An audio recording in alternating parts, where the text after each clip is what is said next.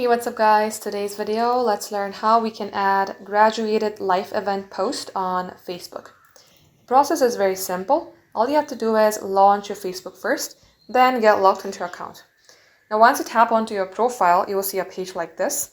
In here, under all posts, you will see what's on your mind. So simply tap onto it. At the below section, if you swipe into your left a little bit, you will see life update. Tap on life update. It says share and remember important moments from your life. So tap on education and select graduated. Now here type in the title. It says graduated, but you can also edit this. Then simply add a school or university, which is required, and likewise type in the type of school, which is university. Now once done, you can also mention the date, today or maybe a next date.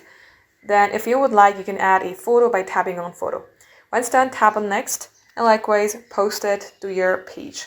This is how easy it is, guys. Thank you for watching.